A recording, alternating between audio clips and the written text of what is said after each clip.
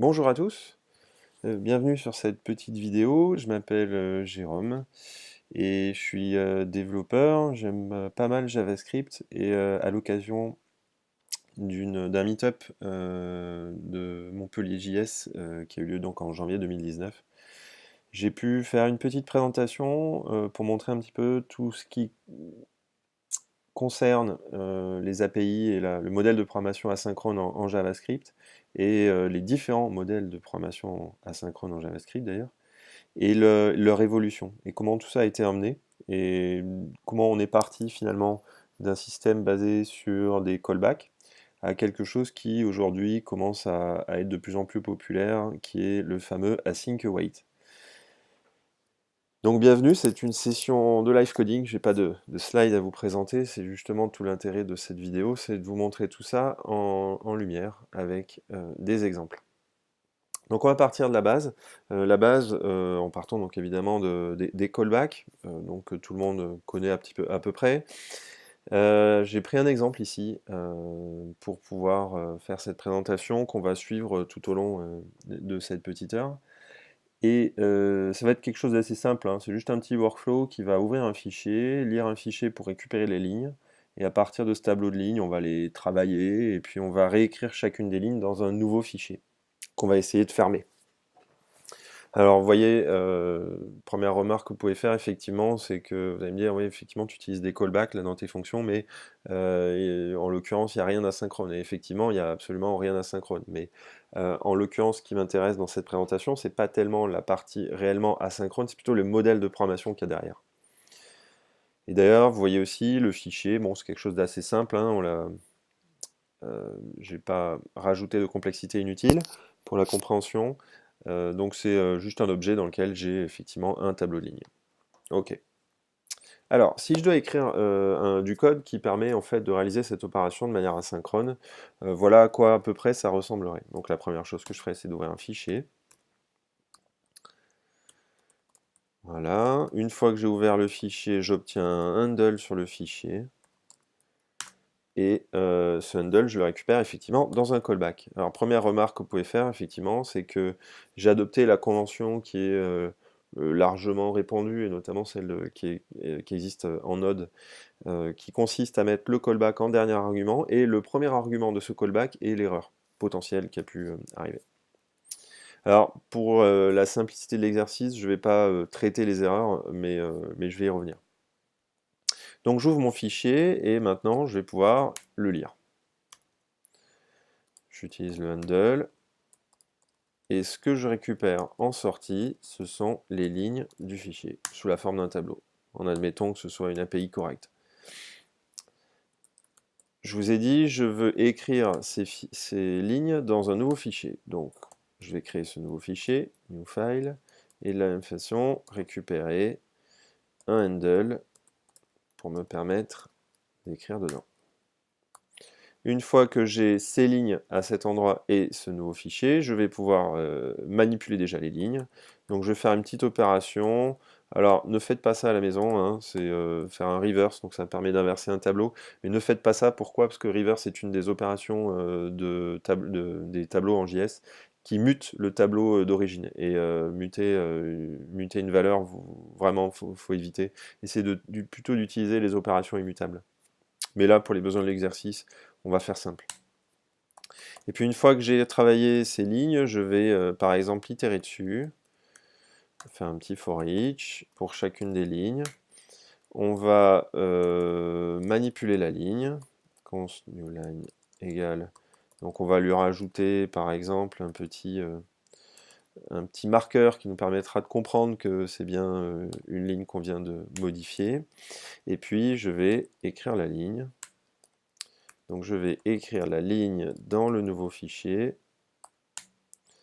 Hop, il faut peut-être que j'écrive la nouvelle ligne. Voilà. Et je vais remettre un petit handler d'erreur. Là, même si cette fonction ne me retourne rien en particulier. Et voilà, là j'ai une première version de mon code. Et puis on va voir comment ça se passe quand je l'exécute. Donc je fais tout sous Node hein, pour la simplicité aussi de l'exercice.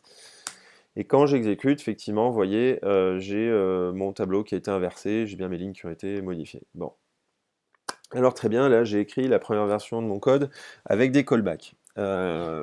Donc ça fonctionne, hein, on voit à peu près un espèce de workflow se dessiner.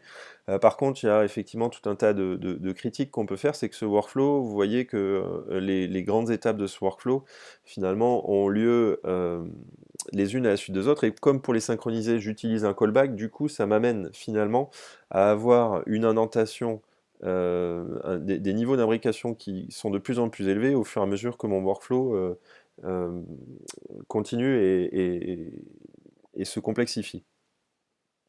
Et ça, en fait, c'est le fameux sapin de Noël hein, qu'on observe souvent dans les callbacks qui rend le code assez difficilement lisible au fur et à mesure que la complexité augmente.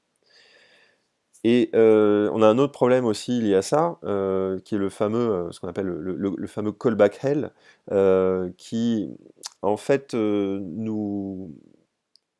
ce mode de programmation en fait va nous empêcher de faire pas mal de choses. Déjà, ça va nous rendre complexe la gestion des erreurs. Là, comme vous voyez, effectivement, ici j'ai l'erreur. Là, j'ai pas fait de gestion d'erreur particulière, mais si je voulais la faire, effectivement, il faudrait que j'analyse le contenu de cette variable erreur, voir si effectivement il y a une erreur, et à ce moment-là, traiter l'erreur.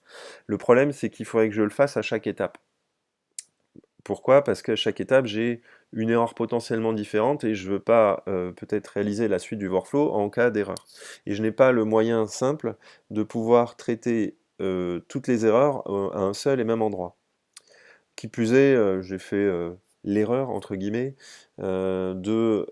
d'écraser à chaque fois dans chaque scope la variable du scope parent, puisque à chaque fois j'ai redéfini la même variable erreur, donc ça veut dire que l'erreur qui est au-dessus n'est pas visible. Alors on pourrait se dire qu'effectivement, traiter une erreur dans l'étape suivante est peut-être pas forcément ce qui est le plus intéressant dans ce cas-là, mais ça peut effectivement poser problème. Et si je voulais éviter ça, bah, il faudrait que je commence à faire, à mettre du nommage un petit peu plus spécifique pour savoir quel est quel type d'erreur, comment dire, à quelle étape du workflow correspond chaque erreur. Bon. L'autre problème aussi que j'ai, c'est que vous voyez ici, j'ai pu manipuler les lignes, j'ai pu itérer et écrire chacune des lignes dans mon nouveau fichier. Le problème, c'est que là, je me retrouve confronté à un problème, c'est que, en l'occurrence, je n'ai pas vraiment le moyen simple de pouvoir savoir à quel moment la dernière ligne est écrite. Pourquoi j'ai besoin de savoir ça? Parce qu'à un moment donné, je voulais quand même fermer mon fichier. Je l'ai ouvert, il faudrait quand même que je le ferme. Et là, en l'occurrence, ça me paraît compliqué. Ou alors, c'est possible, hein, mais il faudrait que j'implémente un système qui me permette, à base de jetons, par exemple, de savoir quand est-ce que, une fois que tous les jetons sont terminés, sont rendus et que chaque ligne a été écrite, que je peux fermer le fichier. Donc, tout ça m'amènerait effectivement à un code et une complexité qui serait, comment dire, beaucoup plus grosse que ce que je veux faire et que le simple workflow que je veux faire. Donc ce modèle de programmation, dans ce cas-là, n'est peut-être pas le plus adapté. Alors heureusement, on a d'autres façons de fonctionner, et il est venu relativement récemment, par rapport à la totalité de l'histoire de JavaScript, une nouvelle API que la plupart d'entre vous connaissent très bien maintenant, qui est l'API des promesses. Alors une promesse, hein, je vous fais pas je vous fais pas non plus une description très, très détaillée parce que la plupart d'entre vous connaissent, mais grosso modo, en l'occurrence, plutôt que de passer un callback, l'idée de la promesse, c'est qu'en fait chaque opération que je vais appeler va me retourner un objet, et qui va me permettre de m'abonner à, à la réalisation de l'opération une fois que l'opération sera soit terminée, soit en erreur. Et donc je vais avoir la possibilité, alors de la même façon de passer un callback, sauf que le callback, je vais pouvoir le passer au moment où où ça me convient mieux. Et on va voir qu'en fait la structure du code va évoluer en fonction de ça. Alors, on va commencer. Si je voulais transformer ce code à base de promesses, donc ici vous voyez que j'ai exactement la même chose que tout à l'heure. On va juste le réexécuter pour voir si tout ça fonctionne bien. Et on va commencer notre petit refactoring. Alors, ici, ce qui va m'intéresser dans un premier temps, c'est de dire que OpenFile, plutôt que je lui passe, comme je vous disais, un callback, il va me retourner un objet. Sur cet objet, donc qui est ma promesse, j'ai la possibilité de venir chaîner d'autres opérations en récupérant la valeur qui est issue de la réalisation de l'opération précédente, c'est-à-dire l'ouverture du fichier. Donc là, je vais récupérer mon handle sur le fichier et je vais pouvoir réaliser le reste de mes opérations. Alors, pour ça, il faut que je change la façon dont OpenFile est implémenté, jusqu'à même sa signature, parce que maintenant, ce qu'il a besoin, c'est de retourner un objet. Cet objet, c'est une promesse, donc je vais l'écrire en utilisant la version longue, on va dire, du constructeur, même si, en théorie, j'en aurais peut-être pas forcément besoin, on le verra tout à l'heure. Et une version de comment on crée une promesse, finalement, c'est en appelant le constructeur de promesse. Et dans ce constructeur, je vais passer un callback. À l'intérieur de ce callback, il y a deux callbacks passés. Il y en a un premier qui est resolve, le deuxième qui est reject. Le premier permet en gros d'indiquer quand la promesse est résolue, et le deuxième va me permettre de rejeter la promesse s'il existe une erreur dans le traitement que j'ai réalisé. Alors là, c'est assez simple parce qu'en fait, il n'y a pas d'erreur. Je vais simplement appeler resolve et lui passer la valeur que je veux transmettre dans ma promesse. Et donc ici, là, quand j'utilise OpenFile, je me retrouve bien avec un objet qui est la fameuse promesse que j'ai créée ici, et je vais pouvoir chaîner le reste de mon traitement en récupérant la valeur qui m'a été transmise dans le resolve, tout simplement parce que cette promesse ne va pas échouer. Ok, on va voir comment ce code se comporte. Et là, il y a une petite erreur, probablement. Tac, tac, tac. Oui, tout à fait, ici. Hop, c'est pas la bonne variable. Tac, et donc, quand on relance, voilà, ça y est, là j'ai moins ma première étape qui est devenue une promesse, et j'ai toujours mon comportement initial. Alors on va continuer, et maintenant on va s'occuper de readFile. Ce que je vais faire, je vais juste prendre la suite ici et refaire une petite lambda, un petit callback pour la récupération du fichier, ici, et je viendrai changer la suite ensuite. Et donc là, à ce moment-là, au moment où j'ouvre le fichier, je récupère un handle sur mon fichier, et je vais vouloir lire le fichier. Et readFile, maintenant, va retourner lui-même une promesse. Alors là, vous voyez ce callback, hein, puisque dans mon callback, j'appelle uniquement une fonction qui a exactement la même signature et qui retourne la même chose, donc du coup, je peux m'affranchir de ça et passer directement la fonction. Donc ici, ce que je récupère, ce n'est plus un fichier, mais ce sont des lignes. Ça, je n'en ai plus besoin, puisque j'ai mes lignes. Et la dernière ligne non plus, puisque... Hop. Voilà. Et donc, si je retourne au niveau de readFile, ici, ce que je vais faire, c'est retourner une promesse. Sauf que là, je vais appeler la version plus simple du constructeur de promesse quand je veux juste résoudre une valeur simple. Ici, tac, voilà. On va voir comment ce code se comporte. Ça continue de fonctionner, on peut continuer notre opération. Maintenant, ce qui va m'intéresser ici, c'est effectivement de faire la même chose quand je vais vouloir créer un fichier. Donc, je vais faire ici, pour simplifier, pour l'exemple, un resolve sur le nouveau fichier. Voilà, et donc ici, à l'usage, qu'est-ce que je vais faire? Je vais abandonner ça. Pourquoi? Parce que je vais retourner directement dans ce callback la promesse qui est issue de createFile. Tac, et du coup, ça va ici m'enlever cet aspect-là, et ici m'enlever ce petit voilà, point virgule. Et donc là, ici, dans createFile, maintenant, ce que je fais, c'est que je vais pouvoir récupérer la promesse et résoudre la valeur, new file, pour ensuite réaliser mes opérations sur les lignes.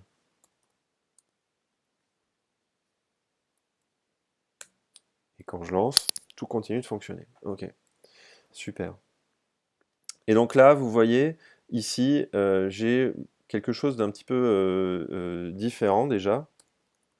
Et pourquoi j'ai dû... alors certains peuvent se demander pourquoi j'ai pas mis le create file au même niveau que read file. Vous voyez, je l'ai mis à l'intérieur du callback. Tout simplement parce qu'à un moment donné, je vais avoir un petit problème, on va y revenir. C'est qu'ici, j'ai besoin à cet endroit-là de manipuler à la fois les lignes et à la fois le nouveau fichier. Donc si je ne fais pas ça, je n'ai pas new file et lines dans le même scope. Et à ce moment-là, je ne peux pas les utiliser ensemble dans le même scope. Donc il faut pour ça que je mette create file à l'intérieur du callback dans lequel je récupère lines pour avoir les deux valeurs. Ok, on va continuer. Donc ici, pour continuer, où est-ce qu'on en est? On a inversé nos lignes, très bien. Et là maintenant, on a besoin de travailler sur nos lignes. Ah, alors là, ça va être intéressant parce qu'on va introduire, pour ceux qui ne connaissent pas encore, une des belles fonctionnalités des promesses, c'est cette capacité à faire une espèce de ce qu'on appelle un fork join, à peu près. C'est-à-dire qu'on va lancer plusieurs promesses en parallèle, et lorsque toutes les promesses auront été résolues, à ce moment-là, on va résoudre une promesse qui est finalement le résultat de la résolution de toutes ces promesses. Et ça, en fait, c'est possible grâce à l'API de promesses, grâce à promise.all. Promise.all, c'est une fonction qui prend un tableau de promesses et qui, donc, une fois que toutes les promesses sous-jacentes ont été résolues, va retourner une promesse résolue, une seule promesse résolue. Et donc on va pouvoir s'abonner en fait à cette promesse. Si un de ces traitements en revanche est en erreur, à ce moment-là, la promesse globale est en erreur. Alors, pour réaliser, il me faut, pour que mon opération soit bonne, il faut que je passe un tableau de promesses. Donc ici, plutôt que de faire un for each, je vais faire un map sur l'ensemble des lignes pour transformer chacune des lignes en une promesse.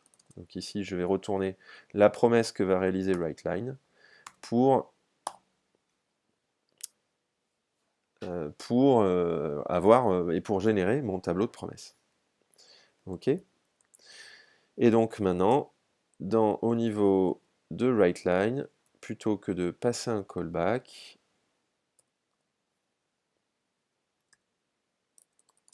je vais juste résoudre une promesse. Alors pour le coup, qui ne va pas renvoyer de valeur, parce que vous voyez que je n'ai pas forcément besoin de valeur à ce niveau-là. Donc juste promise.resolve, ça fonctionne. Et donc ici, j'ai pu attendre l'ensemble de mes promesses, et donc cette promesse ne sera résolue que lorsque l'ensemble des lignes auront été écrites, ce qui est intéressant. On va le voir par la suite. On a oublié un petit truc, effectivement. À quel endroit est-ce?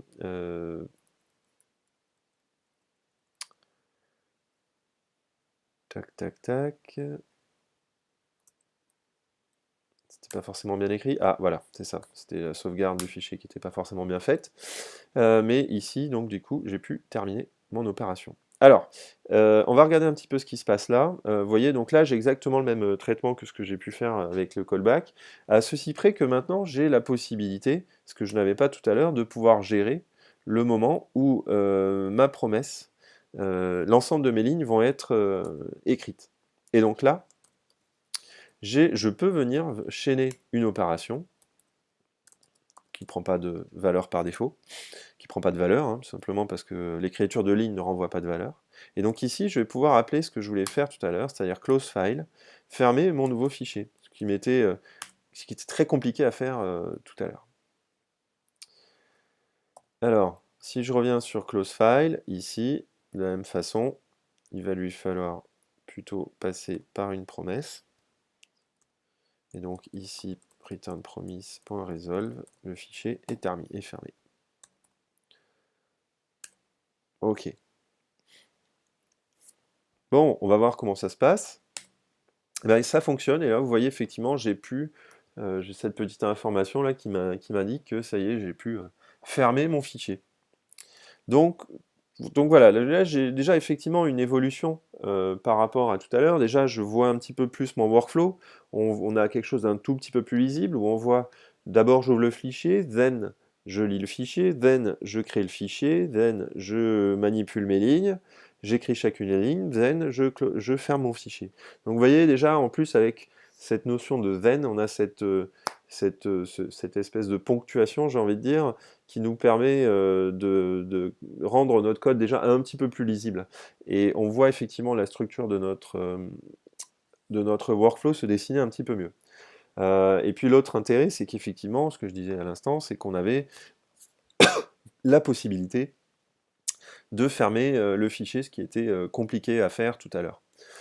Là, c'est fait de manière un petit peu plus élégante. Alors pour autant, cette façon de faire pose des petits soucis, j'en ai déjà parlé tout à l'heure, c'est que là, ça m'a obligé en fait à écrire ce create file à l'intérieur même d'une promesse, et donc je suis venu quelque part imbriquer des promesses dans des promesses, tout simplement parce que j'avais besoin de bénéficier des valeurs qui étaient retournées par les promesses précédentes, et que ces valeurs soient scopées au bon endroit.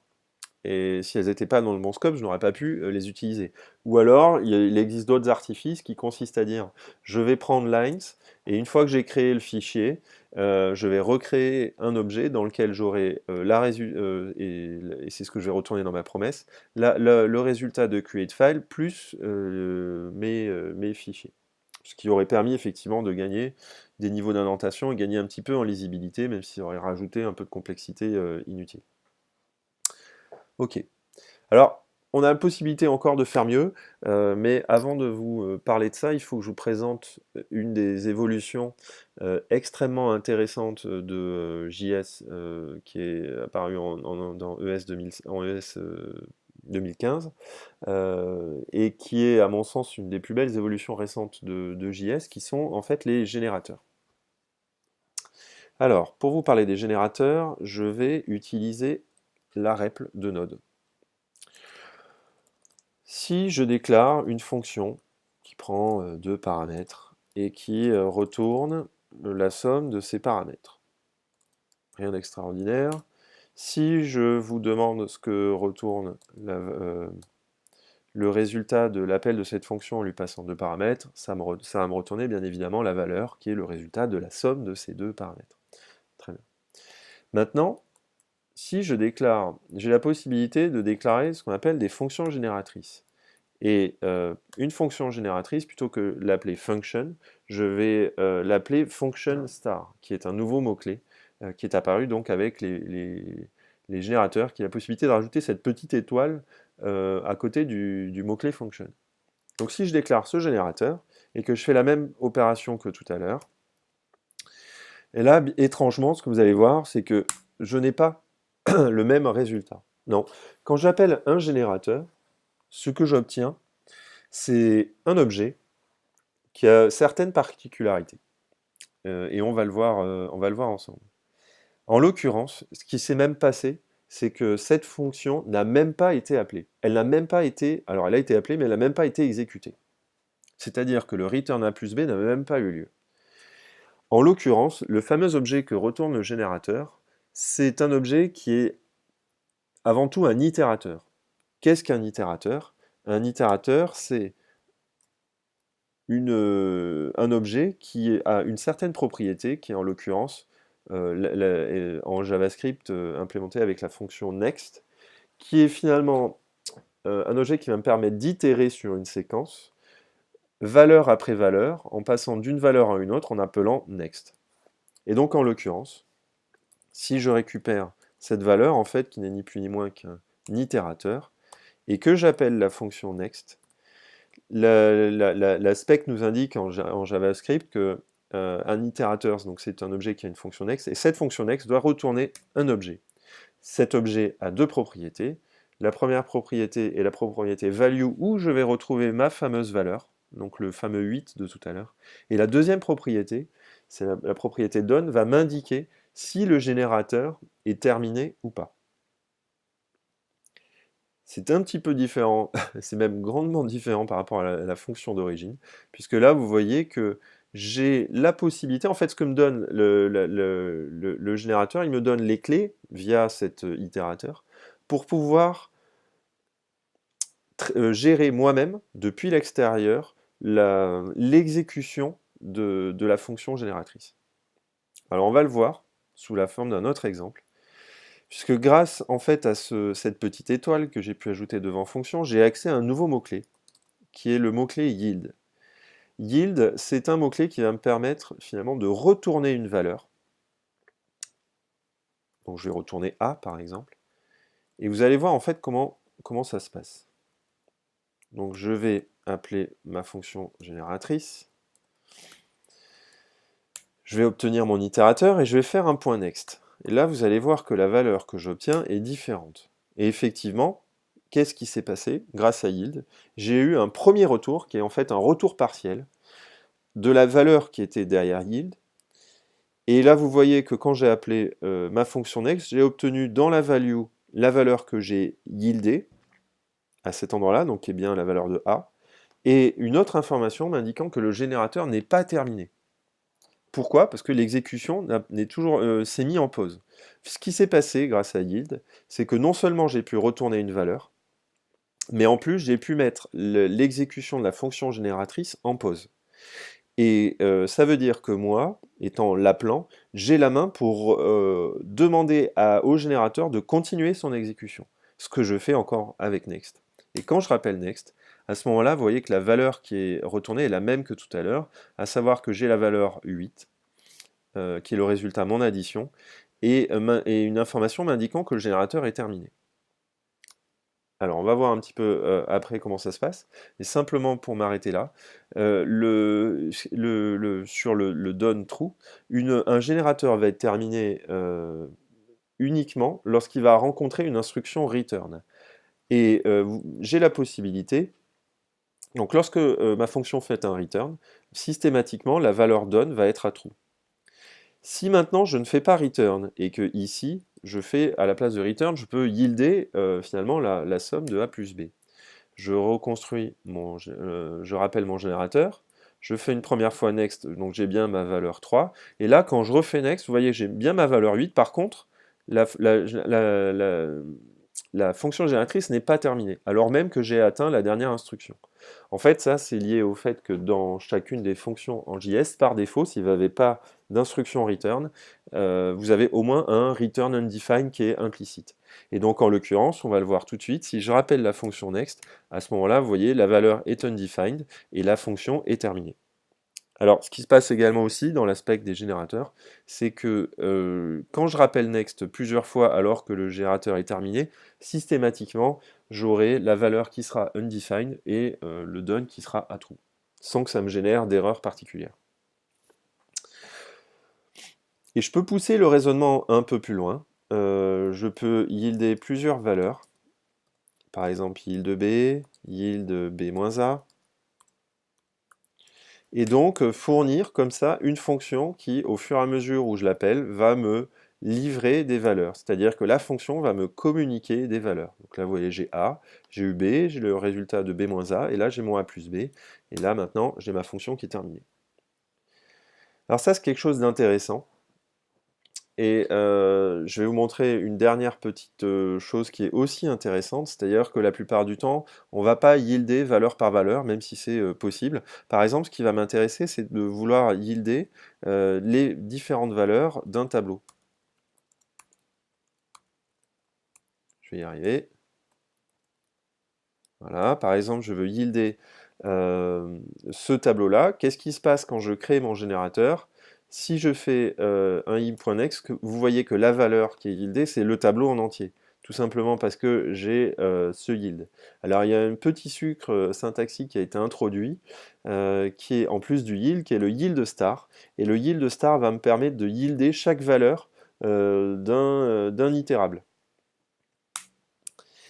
Et en l'occurrence, ici, quand je redéfinis mon générateur de cette façon, et que je fais un point next, vous voyez que la valeur, à ce moment-là, c'est chacune des valeurs du tableau, jusqu'à arriver à l'épuisement du tableau et du générateur.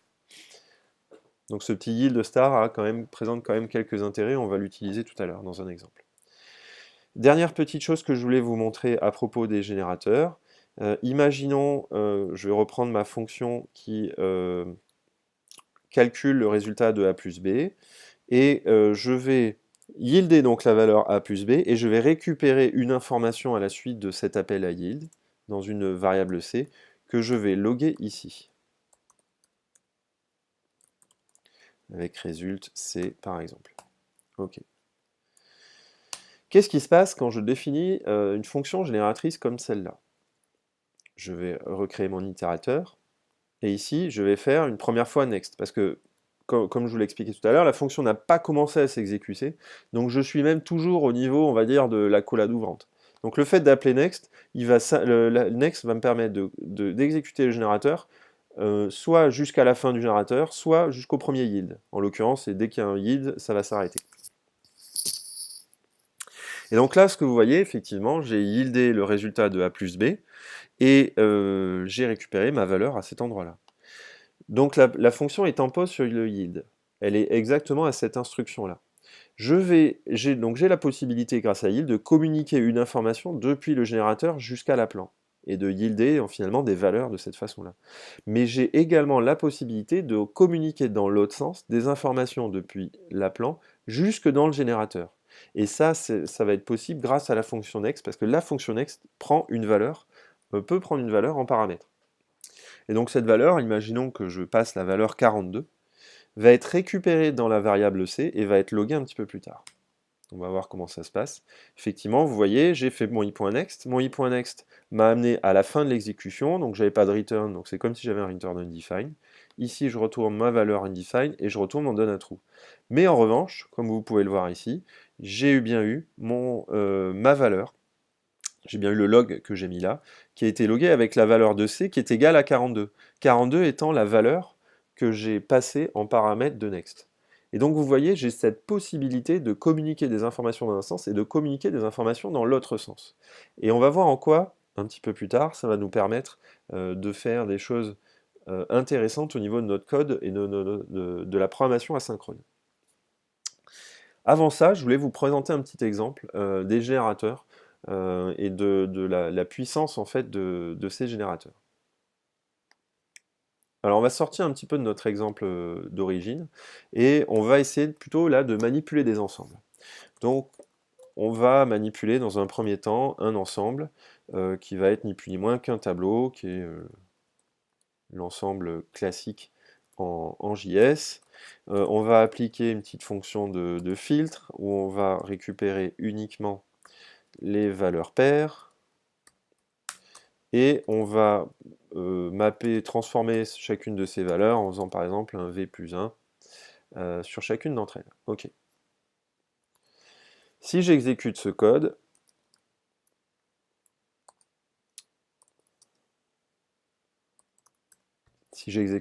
comme attendu, ce qu'on récupère, ce qu'on arrive à loguer, ce sont les valeurs du tableau qui ont été filtrées, donc 2, 4, 6, sur laquelle j'ai fait un plus 1, donc j'ai eu 3, 5, 7. Très bien. Le problème en fait de ce type de manipulation, c'est que l'ensemble est manipulé, ou est filtré et mappé au moment où la fonction est déclarée. C'est-à-dire qu'au moment où j'appelle filter, l'ensemble du tableau est traité pour être filtré. Le problème de ça, c'est que ça va éventuellement me causer des petits soucis, parce que j'ai pas forcément envie, dans certains cas, que le tableau ou que ce filtre soit exécuté à ce moment-là. J'ai envie de le déclarer à un moment donné et de l'évaluer à un autre moment. C'est le principe en fait de ce qu'on appelle la lazy evaluation. Et là, en l'occurrence, si j'utilise l'API de tableau classique, je n'ai pas cette possibilité-là. Donc si je veux mettre ça en œuvre, il va falloir que j'utilise un autre artifice. Alors, pour faire ça, la première chose que je vais faire, c'est que je vais encapsuler mon tableau dans un module qui va me réimplémenter finalement une certaine API pour pouvoir manipuler mon ensemble et pour réaliser finalement l'opération de manière lazy. Et donc, il faut que je puisse déclarer mon opération et l'utiliser à un autre moment. Et pour l'utiliser, pour exécuter, finalement, évaluer tout mon pipeline d'opérations, je vais, par exemple, c'est complètement arbitraire, appeler une méthode run qui va réellement consommer les valeurs de mon tableau une fois qu'elles ont été filtrées et mappées.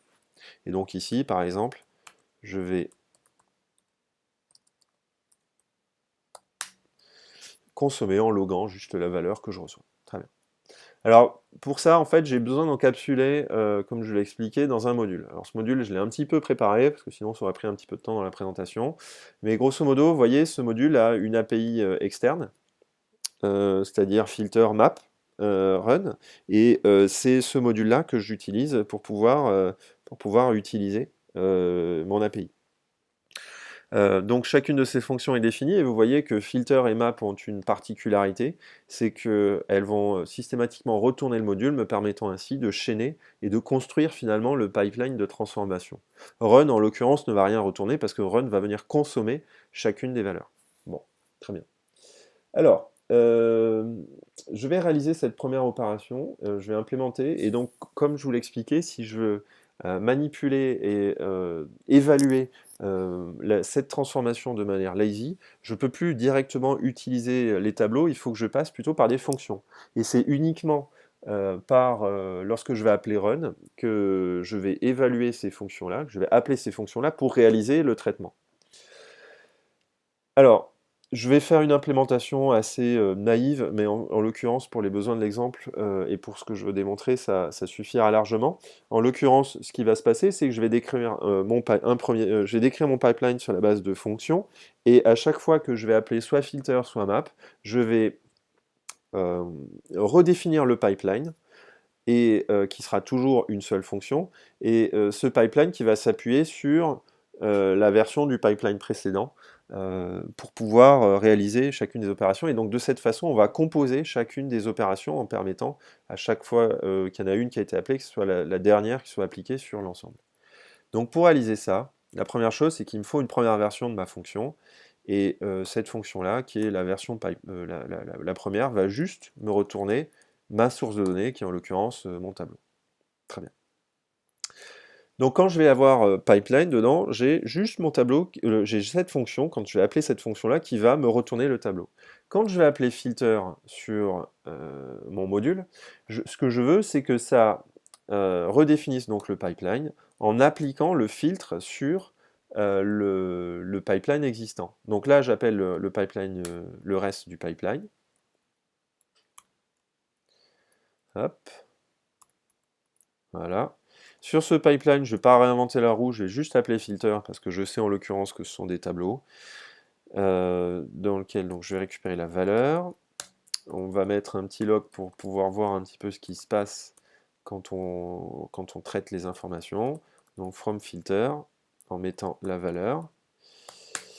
Et ensuite, je vais retourner juste l'application du prédicat qui m'est passé en paramètre de filter sur la fameuse valeur que je viens de récupérer. Et donc si la valeur respecte le prédicat, elle ne sera pas filtrée, en l'occurrence si elle ne le respecte pas, elle sera filtrée. Ok, très bien. Je vais en faire de même pour map. L'implémentation est pas bien différente, si ce n'est que... ah, j'ai juste oublié un petit truc, c'est que dans la fonction ici, si je ne retourne pas la valeur, je vais avoir un petit souci, ça va être undefined. Et donc ici, de la même façon, je vais retourner l'application sur le reste du pipeline d'une opération de map pour laquelle je récupère la valeur.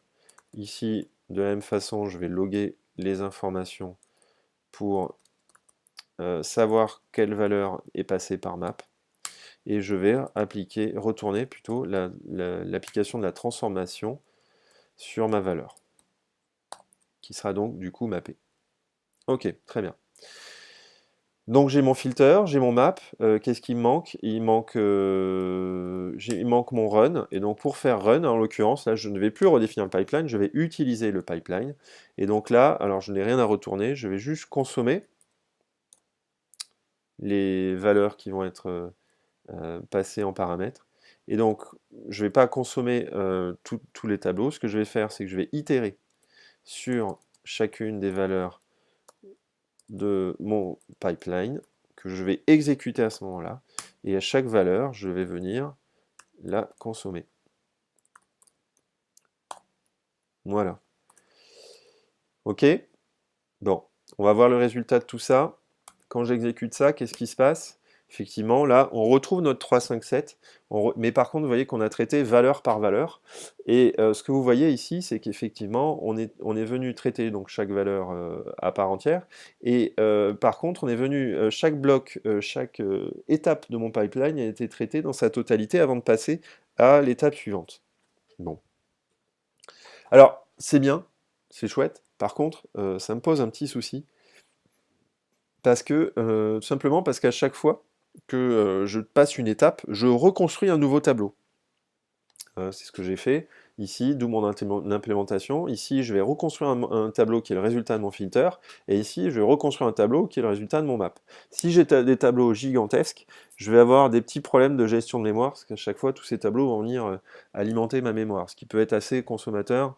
Et donc, je peux peut-être faire mieux. Et justement, on va voir en fait comment les générateurs vont me permettre de faire beaucoup, beaucoup mieux. Alors, pour réaliser ça, et pour avoir quelque chose qui est un petit peu plus streamé, on va faire des choses un petit peu différentes. Et donc, plutôt que de définir un pipeline sous la forme d'une fonction simple, je vais définir le pipeline sous la forme d'une fonction génératrice. Ici, ce que je vais faire, je ne vais pas retourner directement tout le tableau, je vais yielder chacune des valeurs du tableau. Et comme je vous l'ai présenté tout à l'heure, j'ai la possibilité de le faire avec yield star, et en retournant chacune des valeurs de la source. Ok. Donc là, je me retrouve avec un générateur. Très bien. Et donc du coup, pipeline, dans chacune de mes fonctions filter et map, il faut que je leur définisse, parce que c'est plus une fonction simple, c'est une fonction génératrice. Ici, je ne peux plus de la même façon reconstruire un tableau tel que je faisais. C'est pas possible. Il faut que je traite les choses de manière différente. Et donc c'est ce qu'on va faire. Et au lieu finalement d'appliquer sur la totalité du tableau, je vais itérer sur le reste de mon pipeline. Et ça, je vais le faire grâce à for-off. For-off, donc c'est une construction pour itérer en fait, sur des objets qui sont des itérables. Des itérables, ce sont juste des objets, je vous le montre rapidement ici, il y a un excellent article du MDN qui vous explique ça très bien, la différence entre un itérateur et un itérable. Et un itérable, c'est simplement un objet qui définit une méthode qui est @iterator, et qui vous explique comment, en fait, quel est le comportement de votre objet lorsqu'on va itérer dessus, en l'occurrence dans un for-off. Et il se trouve qu'une fonction génératrice est itérable, retourne un itérable. C'est-à-dire que l'objet que vous appelez, que vous retournez quand vous appelez une fonction génératrice, c'est à la fois un itérateur et à la fois un itérable. Donc ici, je vais appeler le reste de mon pipeline, et donc je vais, à cet endroit-là, implémenter moi-même le filter sur la valeur qui m'intéresse. Et donc, si la valeur respecte le prédicat, à ce moment-là, je vais yielder cette valeur-là. Ok. Je vais récupérer mon petit console, et puis on va supprimer tout ce qui sert à rien. Ok.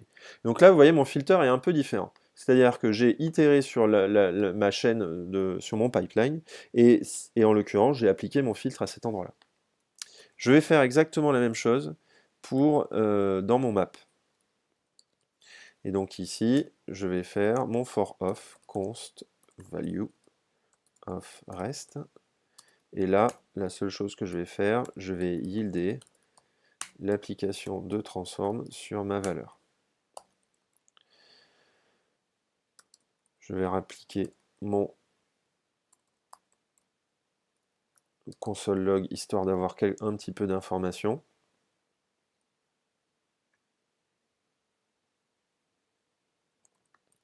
Et mon run, bah vous voyez, j'ai déjà fait un for off. Donc ici, pour consommer mon pipeline, j'ai rien besoin de changer. J'ai juste besoin d'itérer pour consommer ma valeur. Et l'utilisation de mon module n'a absolument pas changé. Vous voyez, c'est juste l'implémentation qui a changé. Alors on va voir en fait un petit peu ce qui se passe quand on exécute ça. Si je n'ai rien oublié. Non, ça a l'air bon. On va re-sauver. Et donc là, quand j'exécute mon pipeline, qu'est-ce qui se passe? Encore une fois,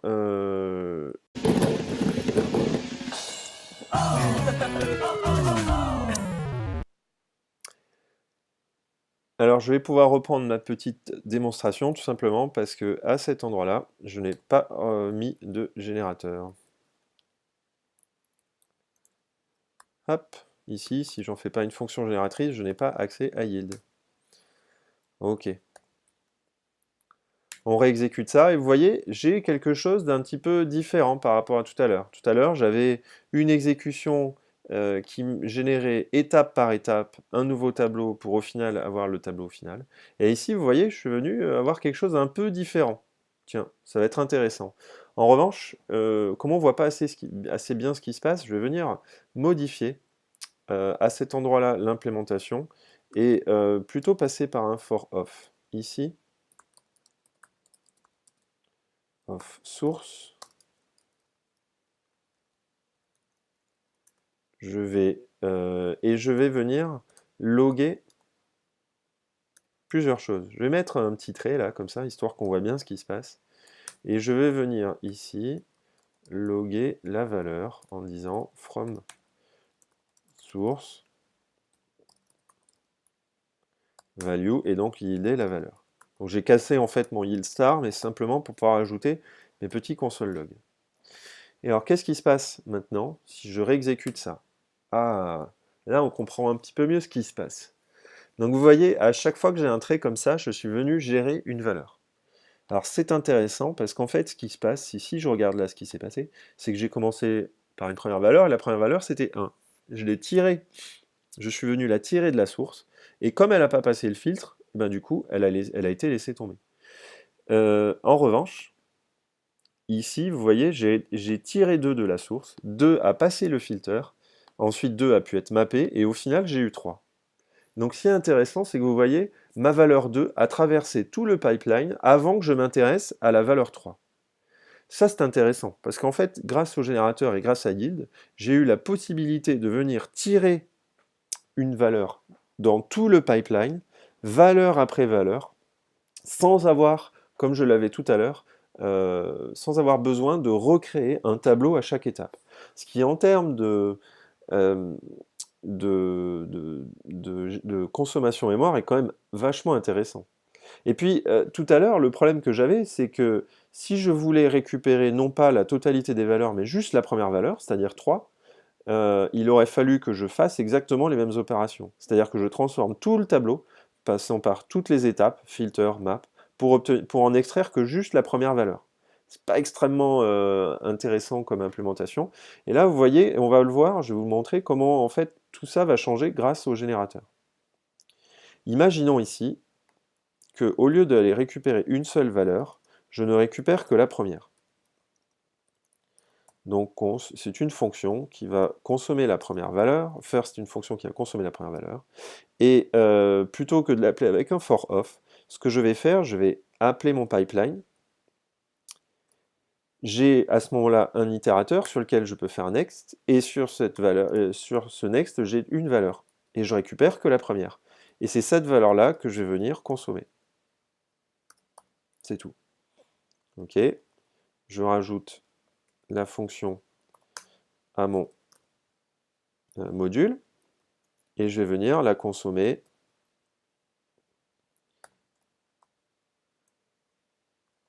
.first en faisant v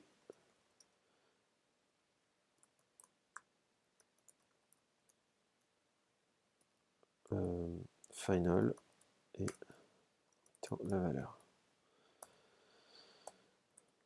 Ok. Qu'est-ce qui se passe si j'exécute ça? Il aurait fallu juste que je mette v.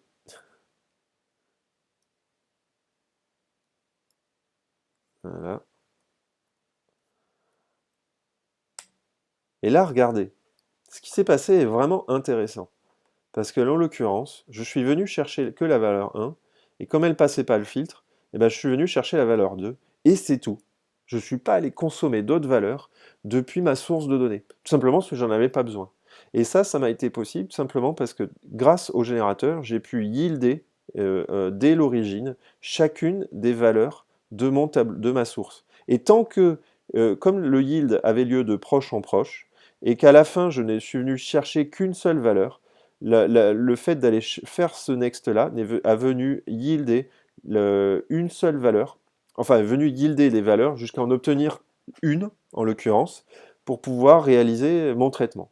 Et donc là, vous voyez que grâce à cette implémentation avec les générateurs, j'ai créé une sorte de, pipeline qui permet de streamer les valeurs. Et en l'occurrence, on pourrait appliquer ce principe-là à d'autres types de sources que simplement des tableaux, juste en yieldant des valeurs, en ayant juste une fonction génératrice et en générant des valeurs qui viennent de n'importe quel type de source. Et d'ailleurs, à cet endroit-là, ceux qui ont déjà fait un petit peu de C# ont peut-être entendu parler de LINQ.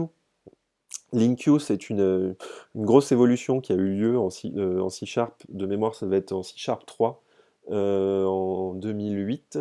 Et LINQ a fait un tabac quand c'est sorti, parce que c'était une API qui permettait à l'intérieur de C# de pouvoir manipuler des ensembles, et en appliquant des opérations telles que filter, map, reduce, etc. Et de le faire de manière efficiente, justement grâce aux générateurs. Les générateurs avaient été introduits en C# dans la version 2 en 2005, et depuis, pas mal d'évolutions de C# se sont appuyées sur ces générateurs pour permettre d'avoir, effectivement, notamment LINQ, de manipuler les ensembles de manière efficiente. Donc là, d'une certaine façon, on a recréé, de manière extrêmement naïve, un mini LINQ. Alors, on va revenir à notre exemple de tout à l'heure, c'est-à-dire l'exemple sur le petit workflow qui consiste à écrire le fichier. Et on va voir en quoi les générateurs vont nous aider à faire un petit peu mieux. En l'occurrence, si je reprends mon code tel qu'il existait avec les promesses, on va essayer d'améliorer ce code-là grâce au générateur. On va faire un peu de ménage. Et on va juste vérifier que ce code-là existe, fonctionne en l'occurrence. Donc vous voyez, ça continue de fonctionner tel qu'on l'avait implémenté avec les promesses. Bon, je vais reprendre ma REPL pour pouvoir expliquer un petit principe. Donc tout à l'heure, je vous ai dit, j'ai la possibilité dans une fonction génératrice de pouvoir yielder une valeur et en retour de récupérer une valeur qui m'a été communiquée par next. Qu'est-ce qui se passe si maintenant, au lieu de retourner une valeur simple, je retourne une promesse. Je la résous directement. Enfin, je retourne de toute façon une promesse qui est résolue, en faisant mon A plus B, par exemple. Je vais créer ce générateur-là. Je récupère mon itérateur, et je fais un premier next, sans passer de valeur. Là, qu'est-ce que j'obtiens? De manière complètement attendue, j'ai bien mon objet value avec mon done qui est à false, mais dans ma value, vous voyez bien que j'ai une promesse qui encapsule elle-même une valeur, qui est la valeur qui est le résultat finalement de la somme que j'ai faite là. Bon, donc ce qu'on est en train de dire, c'est que la valeur qu'on vient de récupérer là, ici, c'est ni plus ni moins qu'une promesse.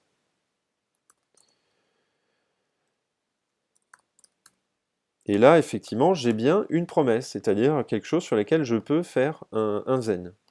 Bon, alors, appelons le zen, et puis on va récupérer la valeur qui est encapsulée dans la promesse. Et cette valeur-là, imaginons que je la communique directement à mon générateur. Tiens, on va faire une petite transformation histoire de voir un peu ce qui se passe. Je vais faire un 42 plus la valeur, que je vais communiquer à ma promesse, à mon générateur. Qu'est-ce qui va se passer dans ce cas-là? Ah, ben là, ce que vous voyez, c'est quelque chose d'assez intéressant. Pourquoi? Parce qu'en l'occurrence, ce qui s'est passé, le résultat de ça, évidemment, une promesse, parce que j'ai fait un zen, donc zen retourne toujours une promesse. Ce qui s'est passé, c'est qu'ici, j'ai bien un log qui a été appelé, et ce log qui a été passé avec une valeur 50. Et donc là, de manière assez attendue ici, comme je vous l'ai présenté tout à l'heure, j'ai pu récupérer à la suite de l'appel à yield une valeur dans la variable C qui a été loguée ici, et cette valeur-là, c'est la valeur qui m'a été communiquée par le générateur. Mais plutôt que de me communiquer n'importe quelle valeur, ce que peut faire le générateur, c'est de vérifier si la valeur qui est yieldée est une promesse ou non, et si c'est une promesse, il va attendre qu'elle soit résolue pour ensuite me communiquer la valeur. Alors là, c'est pour ça que j'ai eu mon 50, avec mon 3 plus 5 qui m'a fait 8, plus mon 42 qui m'a donné 50 dans la variable C, que je retrouve ici. Donc ça, c'est intéressant. Est-ce qu'on ne peut pas utiliser ce principe-là dans notre code pour améliorer et voir en fait ce que ça apporte comme évolution à notre code?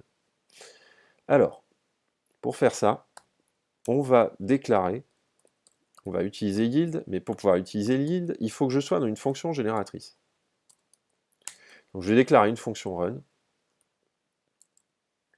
et je vais venir mettre tout mon bloc de code dans cette fonction run. Et là, en l'occurrence, ici, plutôt que de chaîner mes promesses, je vais récupérer dans une valeur le résultat de la promesse de OpenFile en yieldant cette promesse.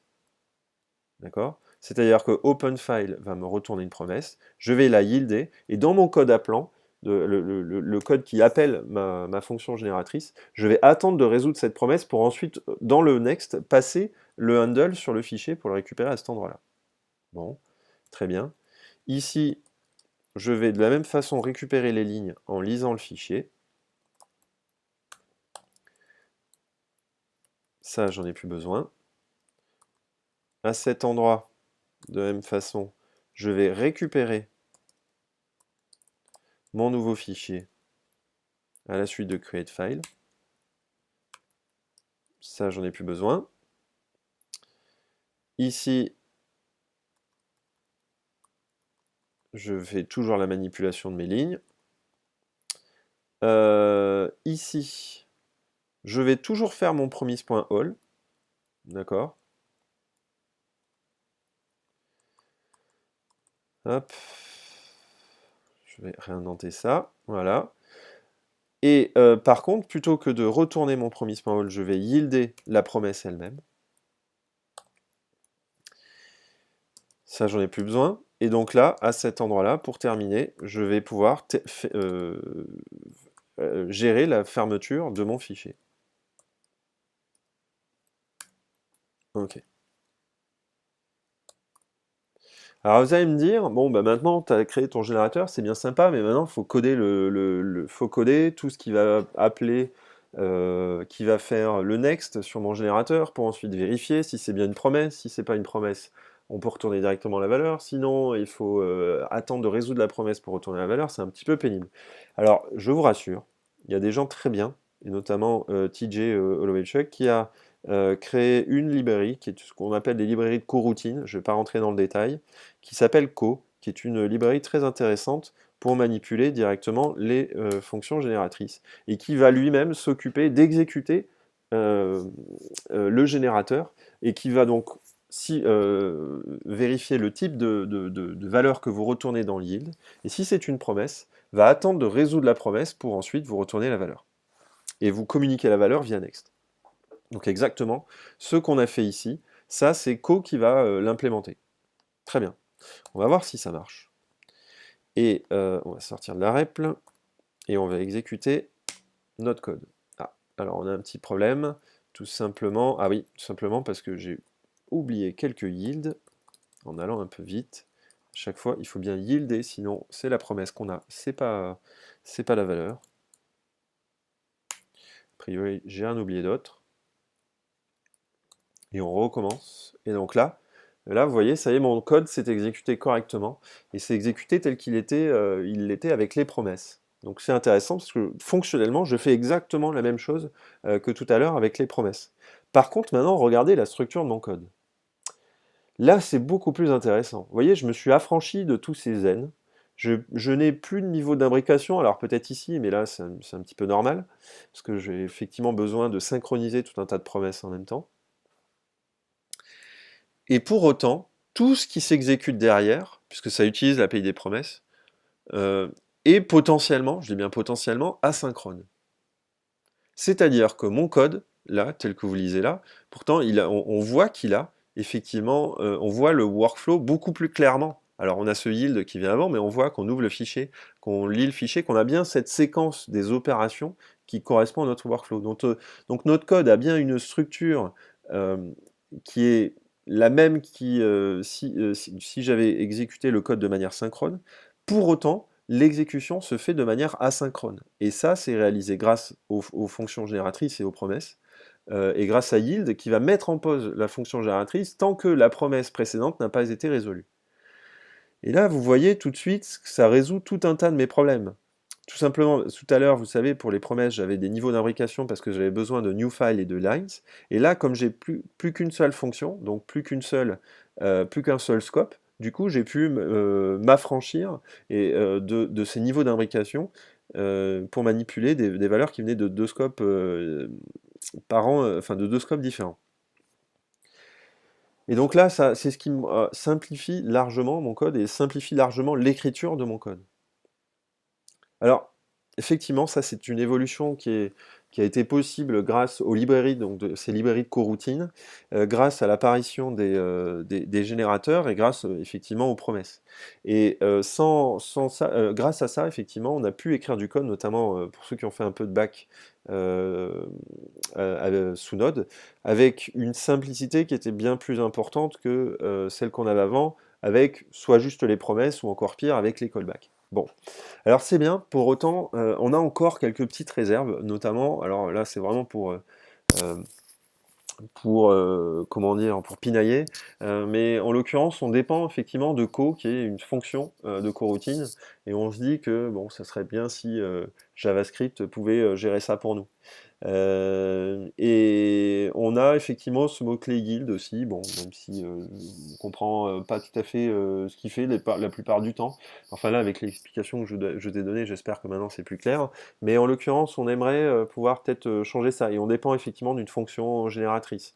Ça fait toujours un petit peu peur, ça. Alors, on va modifier légèrement notre fonction grâce à du sucre syntaxique qui est arrivé un petit peu plus tard, de mémoire en ES7, en éliminant le besoin de co. Donc déjà, on n'a plus besoin de co.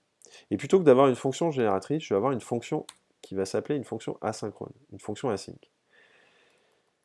Donc j'enlève co, j'ai déclaré ma fonction, et en l'occurrence, dans une fonction asynchrone, je n'ai plus accès au mot-clé yield, puisque yield est uniquement accessible dans une fonction génératrice, et donc j'ai accès par contre à un autre mot-clé qui est plutôt assez proche, qui est le mot-clé await. Et donc je vais remplacer tous mes yields par des await. Voilà, là c'est fait. C'est exactement, j'ai pas changé du tout le code, j'ai juste remplacé les mots-clés yield par await. Je vais sauver ça. Et effectivement, cette fonction maintenant va être prise en charge par le runtime.js. Par contre, j'ai besoin de l'appeler. Hop, si je fais ça. J'ai besoin de l'appeler simplement comme ça.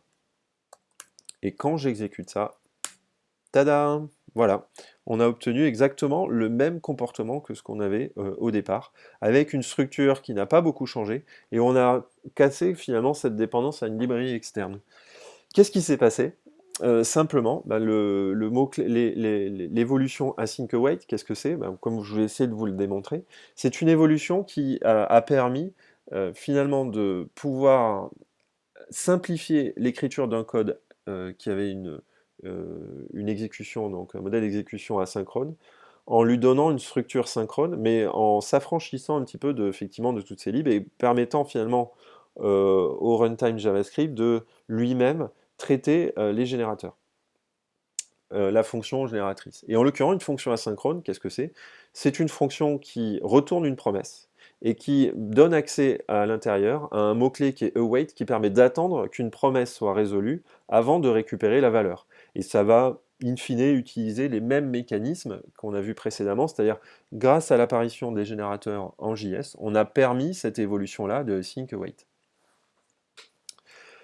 Voilà. Pour rajouter un petit détail, vous allez me dire, oui, mais c'est bien gentil, comment on gère les erreurs? Alors, de la même façon, on va les gérer, que ce soit dans une fonction génératrice ou dans une fonction async await, puisque async await n'est que du sucre syntaxique au-dessus des fonctions génératrices et des promesses. J'ai la possibilité de pouvoir gérer les erreurs grâce à un try. de la même façon que ce que je ferais si j'avais du code asynchrone. Et donc à cet endroit-là, je vais pouvoir traiter mon erreur et par exemple loguer mon erreur. Hop. Oh. Je vais rajouter quelques O pour que ça se voit bien. Et avoir une gestion d'erreur qui est globale à tout mon process. Donc imaginons qu'effectivement, quand je cherche à lire le fichier, je ne le résous pas, mais je rejette en mettant une erreur.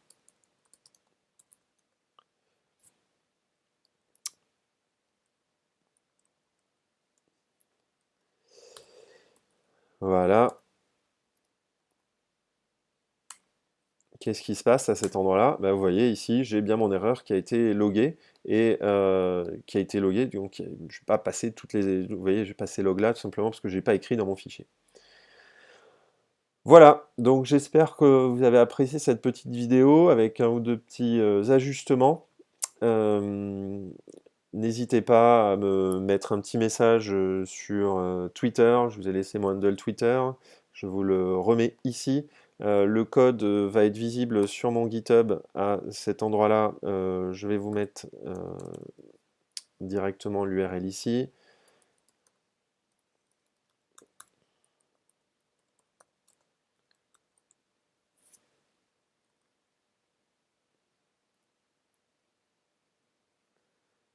Hop.